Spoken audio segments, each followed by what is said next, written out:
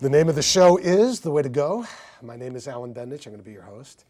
Tonight's guests are Frank M. Calo, the great Frank M. Calo, the filmmaker, and Mr. Jim Fulater. Welcome to the show, guys. Thank you so much. So you were so good last show, we had to ask you to come back. Oh, there we go. That was quick. So I think where we left off, where did we leave off, Jim? You were talking about your experience in the studio system. Oh, the studios. Yeah, we were just beginning to touch on that. Yeah, what happened with my journey was I was a New Yorker. And then, of course, you learn, like I went to Ghostbusters 2, then as an AD. You come up in the... You worked on Ghostbusters 2? Yeah, as an AD. I was there with talk about it. I worked with Dan Aykroyd. I go back as far as Raging Bull. I go back, yeah. So, talk about improv, and no script, talking about your last script, you were talking about scriptless. That was crazy. But anyway, Raging Bull, there was no script?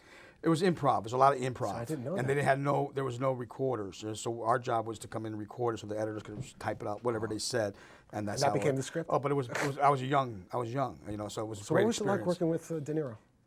Oh, I mean, those guys those are the best, man. And Pesci, right? Joe Pesci was his first major film, Scorsese, them, and I was brought in just part of that team. Oh my God! And of just our job was tough job. It was 17, 20-hour days, and I didn't care about it. I didn't care about it. I was dying to get back on the next set. I remember the one scene. I don't know if you remember that movie where it was filmed on Pelham Parkway. Yeah, it was all over. And then the scene where he fought Sugar Ray, and he didn't take the dive. I mean, he took the dive, but he didn't fall down. Right. And he walked up and said, "You didn't knock me down." And I remember that. It was a great scene. That scene, we were working on that for like hours and hours and hours and hours, and everybody by the time was like this. And then I remember De Niro coming out and saying, "Well, what is it I'm about? What is this?" Right. And then Scorsese, it's your craft. This is this man's craft. He doesn't want that craft taken away from him.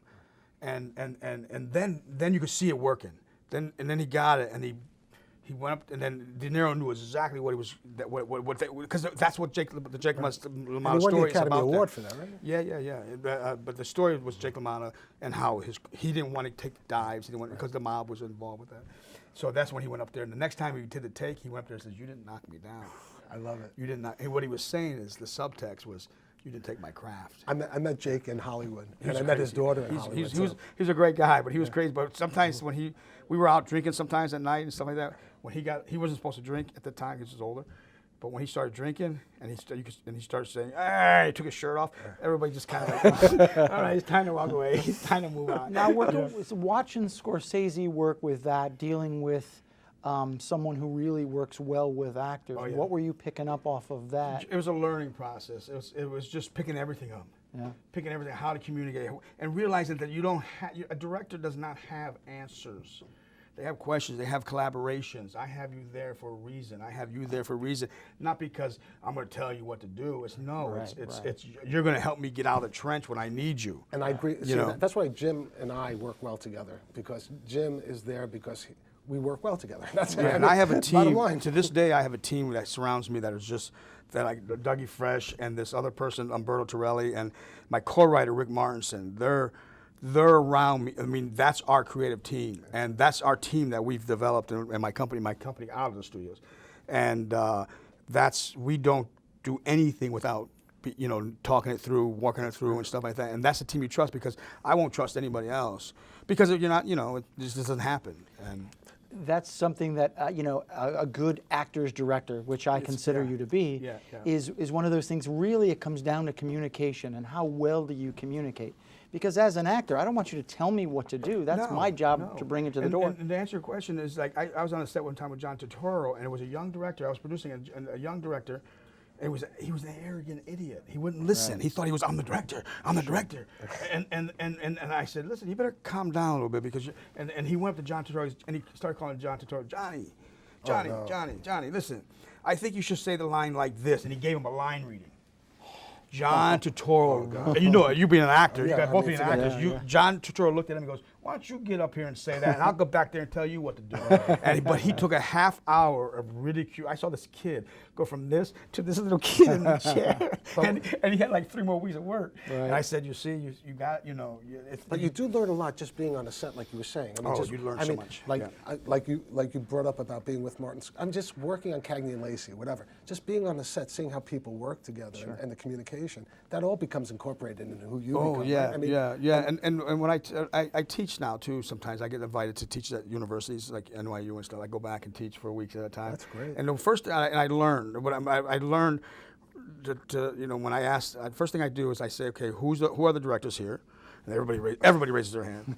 And I go, okay, what is your job as the director? And they all go, well, we're doing this, blocking this, working with the actors, doing this, working this. I said, no, your job is very simple. Your job is to tell the story. I was thinking that's your job. That was the answer to the story. And then the second question is then they say, okay, then what is it that we direct? And I thought that was a great question. I said, why don't you tell me? What is it that you think you direct? And of course, it goes around the room. I would say the story, but maybe I'm but wrong. The story is what you're But trying you're also directing. You're executing the story, Okay. but what you direct, and this I've learned. I was one of the few people who worked with Elie Kazan. I was one of his students. I was the last before he passed away. He took 6 directors, and he held class in his West Side apartment. Because you know Elie Kazan was kind of abandoned, and so, but he was one of the great directors. Yeah, but because of his political aspirations. What he taught me, I was a young kid. What he taught me, I use to this day. It's the only thing I use. Tell me. It was he goes, what is it you're directing? What is it that you're directing? I did a scene from Picnic. You know, that scene with Hal and the guy, and he takes off his shirt. And he said, you made that look like Lassie Come Home. He said, that scene's about sexual repression. It's about this in the days. You got to know 30. So what you direct is you direct the subtext. The subtext. The subtext. That's how you communicate to your actors. Sure. You direct the subtext. You say, what is the scene about? Well, the scene is about this. And I always start off when I'm talking to an actor, I always say, well, here's the subtext. And then that's what I get into. And then we go back and forth. I never give a line reading. I said, I may give you a suggestion on what, you know, because actors, that's their job. Mm-hmm. And the second lesson I always tell them is, don't ever think that you're an acting teacher. Your job is not to teach an actor. Yeah, right. Because you get how many you get. Sure. I met young directors that says, "Well, I'll teach him the role." Really? You're an acting teacher now? Right. You're that good? And you're not. That's not your job. An actor has to come prepared. You have to come prepared, and you guys do it and let the actor work. And as a director, if you think you're going to teach the actor on set, you're too late. You're too late. The actor's going to kill you. Yeah. Because what the beautiful thing about actors, though, is, and I as a writer too, is my co-writer and I will write.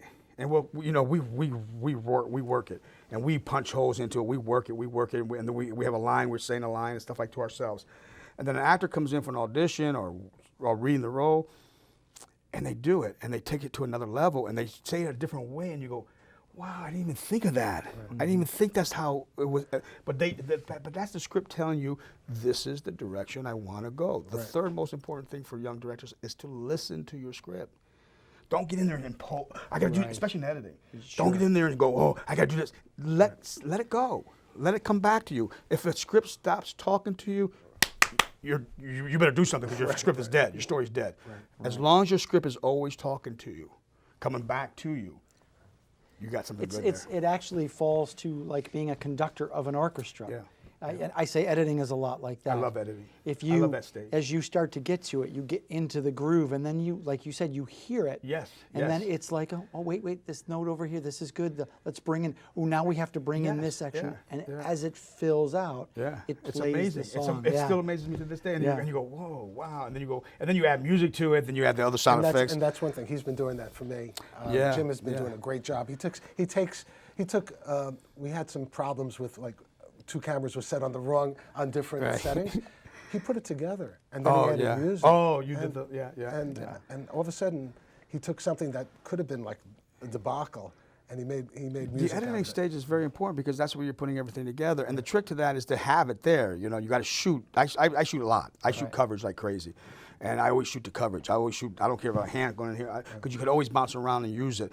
The problem is if you're in editing and you don't have it, then that's the problem. That too. Right. Yeah, See, we all did. We all experienced. No, but I was a first-time director, and it was a suggestion that Dina made, our production manager, And I just said, okay, I'll direct. And I kept on cutting too soon and not having enough coverage. Oh, right. We learned from that. But however, I did it too, because there was one time, I just did that recently too, where I was on a set and I said, I want to shoot this one thing, but we were so busy and I got everything out of the way. We didn't have, I said, you know what, okay, fine. Went in the editing room, I said, I should have shot it, I need it now. Right. It's to this day. I mean, you never, and we have a great scene, and they go, cut, and wait, you could have gone a couple of more seconds. Just a couple of more seconds. Yeah. You always let it, before, in and out. You always have the in and out. Okay, so let's talk about a couple of your projects. Okay. I mean, so what was your first film project that you would? First one was where we did those horror films. We did a lot of horror films, and from there I went on to Ghostbusters 2. And then after Ghostbusters? Ghostbusters 2 went to, it goes to, there's a lot. There's so many. There's well, I mean, and they're all your babies. That's all. Yeah, and they were all for me at the time. Each one came in my life at a time when I was learning the craft, learning it. So it was something that I went from PA to AD, second AD, AD, all the way to line producing, all the way up through the. So when was the first time you were a director? Theater or film? I'm talking about professional. Film. It was in theater. Theater. Yeah, it was a theater. Okay, talk about that. Yeah. Theater. Theater was a growing thing for me, and that's where you really learn, because everything's live and everything's great for you. But it's the theater's your craft, and it's a learning tool. It just keeps going on. I have to ask you a question, because I've never been involved in a theater, and I actually have stage fright, to be honest with you.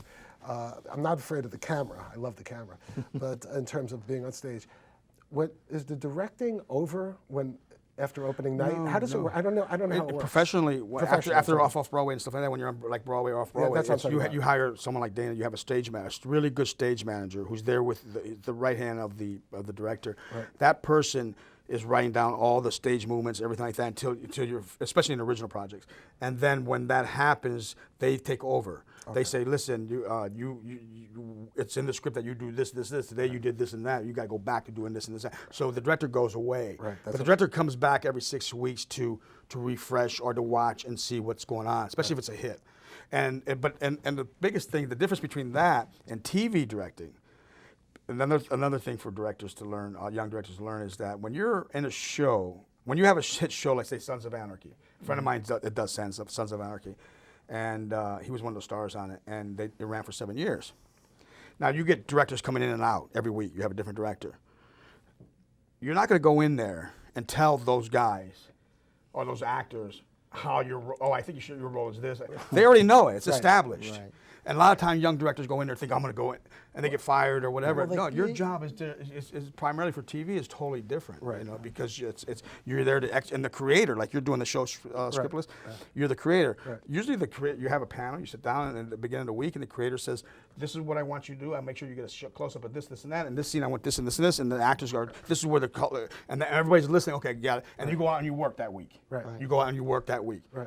And because you're not going to tell those actors who's been doing it for like 6 seasons where they're at, you know. And the same thing with Cagney and Lacey. I mean, exactly right. I mean, we had a group of directors, revolving directors, and the people, like you said. And not that they're good. They're good directors. Oh, they're all. Some of them were actors on the show. I mean, these are all professionals, you know. But you're right. Some people who were pains in the neck, they were one show directors. Yeah. I remember Dayton Cali is a good friend of mine. He's the one on Sons of Anarchy. He also did Deadwood, and he told me, he said he had one director come in, and the actors already worked the scene out. Sure. And then so they said, okay, here's what we're going to do. The director came and goes, well, who told you to do that? Oh my God! They go, we did. Should just shoot it. You know, it's like, nice. and they end up winning. And even some of our actors on Cagney and Lacey were directors on the show. So I mean, or Tyne's husband was one of the directors. So, I mean, she was a wonderful actress. She's unbelievable. She was wonderful. And Sharon was good too. Sharon that's true. That's true. That was a while back. Yeah. So what was your first major, directing of a film? It was a process. There's what it is now is the work I'm doing now. Yes. Like is what I call my baby. This is my stuff that I'm doing. Like we saw Eyes of the Kings now. Well, we're going to see it again. Yeah, we saw some of that, and some stuff I'm doing now. I have this wonderful show that's a 1-hour TV pilot, and it's called ESQ, and we have Dayton Cali starring in it. We have Dre DiMatteo starring in it, and FMC Productions is doing it. And it takes place in a high-ended, exclusive gentleman's club. And it's about 5 people who run the club, and we created the show. and it's going to take off. It has legs. It has What market? HBO TV pilot. Yeah, Excellent. And they just told us to write the next 3 episodes, so we just finished the 3rd episode. Fantastic. And so I'm very, very excited about it. I love the creating process. I love the whole process of taking now, because I was with the studios, and I just got tired of doing other people's work.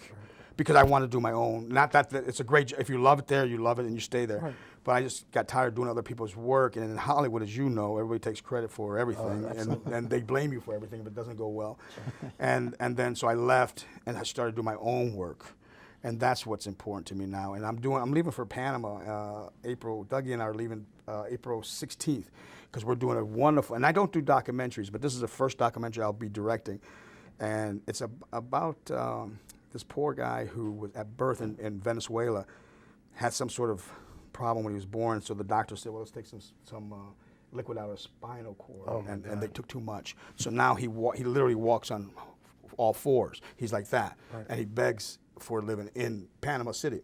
Dougie brought it to the table, to our company, and Dougie Fresh did. And so I loved it. And I said, well, why don't you guys go shoot something and show it to me? So they did. And they showed me a little clip of it, and I said, wow, this is fabulous about this main guy. Right. And so we're going there the 16th through the 21st. The project right now is called Hernan Project. And the 16th through the 21st to do some location scouting for me to meet him finally for the first time after talking all this throughout. And then we come back in the summer and shoot it. And now we have the Panamanian government behind us. We have the president, the ambassador. Everybody's behind this project because everybody knows this guy. Right. And they were going, hey, yeah, well, we know this guy. And I said to them, you guys see him every day, and nobody ever thought of doing this. Well, it takes an art. Sometimes the artist is the one who brings everything out to life. I mean, people just pass by and they don't see it. It's a wonderful story. I mean, I don't do documentaries because I don't have that mind. Mm-hmm. Like, documentary makers have that mind. But you do have and it's a new learning, right? Yeah, and it's a new learning experience for me to do that. So and that's it. So it's expanding your portfolio. And where are you going to bring that to? We're going to go to definitely festivals. Yeah. We're definitely going to, and now in today's outlet, they have so many channels now. You could, which I love. Back in the day, documentary had a short life, right? But now they have so many. Everybody has HBO documentary, A&E documentary, I'm sure they History have Channel, IFC documentaries. Right, everybody has, or you could do like you're doing live streaming, websites.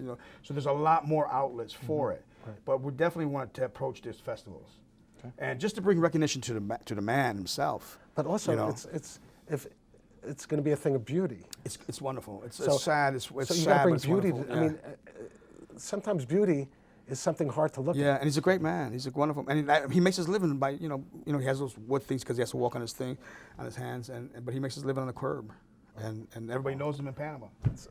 So we're going to go and try and do something with that and see what happens. Well, I wish you luck on it. Yeah. It sounds exciting. Yeah, maybe we'll have you on the show and you can talk about it. We'll show it here. We'll do an exclusive screening for you if you want. I would love it. Or a clip of it. I know you can't do the whole thing, but because it's going to be an hour. I think an hour show, but it's going to be. No, well, we could always talk to LMC TV about it. Yeah, maybe we could put it on. Well, definitely, man. Because it's going to be good, and that and ESQ and Eyes of the Kings. Those are the projects I really want to get off. Tell us a little bit about Eyes of the Kings is a great story starring Penelope Cruz and Michelle Rodriguez, and Penelope Cruz plays a lady who escaped Sandinistas in the 80s, and as a little girl comes to the United States, she's saved by a man, Red Cross, and in the United States, she becomes anti-gang unit detective. So her job is she was trying to get this young boy out of the gang, the Latin Kings. Here, it's going to be shot here in New York City, and the young boy gets in trouble. The judge is going to throw him away, and she talks the judge into having him do community service in the retirement home. The story's not about a gang. It's not about gangs at all. It has nothing to do with gangs, but it's because the story takes place. The story starts when he's in the retirement home, and he starts realizing he sees people at the end of their lives, dying, coming down, and they realize how precious life is, and that's what he understands when he looks back at that world and he looks at this world. He starts realizing how important life is. Each precious moment is incredible. It sounds like a really fascinating. It's a fascinating story. I believe you brought a teaser for the show. Yeah, we have. Okay, you know what? Let's share a teaser of this wonderful show, and I'm sure you'll enjoy it. Okay.